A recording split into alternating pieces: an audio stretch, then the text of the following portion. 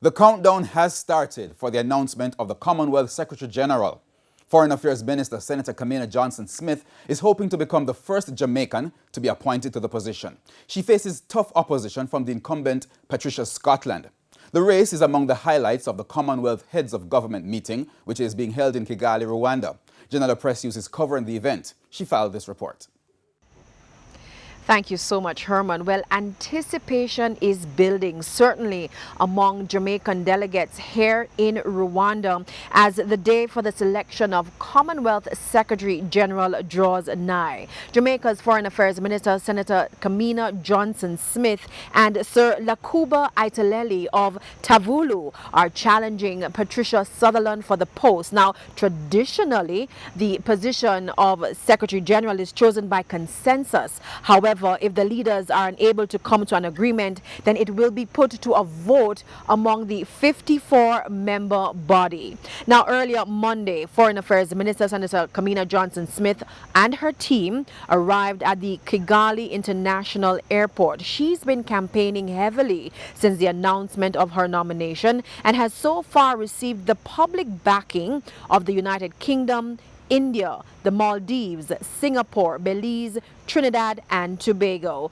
Now, Senator Johnson-Smith also enjoys strong support from the Jamaican youth delegates who've been participating in a series of forums geared towards encouraging youth involvement in the affairs of the Commonwealth. Now, to be clear, only the Commonwealth heads of government will decide who the next Secretary General will be. But for these Jamaican youth leaders, Senator Johnson-Smith is well suited to lead the Secretariat at this time. Despite the unfortunate fact that the Commonwealth of Nations are bonded by the common past of colonialism, we have a common future that we are framing in correcting those ills. And I believe that Senator Kamina Johnson-Smith's candidature is a step towards healing, a step towards progress. It's a step for Jamaica. And Senator Johnson-Smith had always demonstrated that young people has always been a focus of her agenda, and two, that she believes in working together.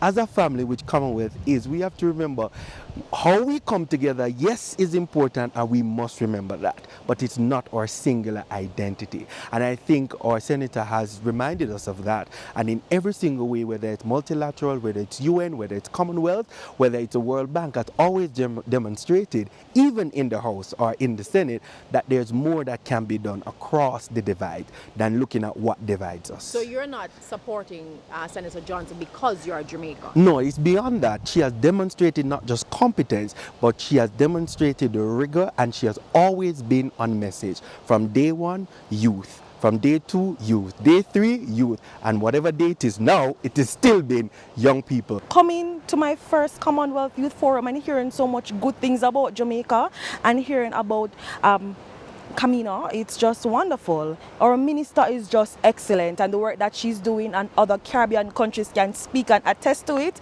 I feel so proud and honored. So she has a right to be at that table. In the meantime, the incumbent Secretary General Baroness Scotland, whose leadership has been widely criticized, made an appearance at a women's forum on Monday. When I became Secretary General in 2016, I pledged that we would put the wealth back into Commonwealth. But I know we were determined to put the common back into wealth.